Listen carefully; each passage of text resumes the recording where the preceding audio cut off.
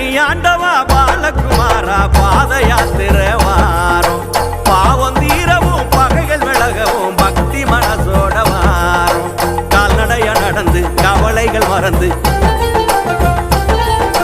கூட்டமாக கூடி கோஷமெல்லாம் போட்டு தண்டவாணிய காண எங்க தர்மசீலன காண சக்தி வாழன காண தர்ம சாஸ்தாவின் அண்ணன காண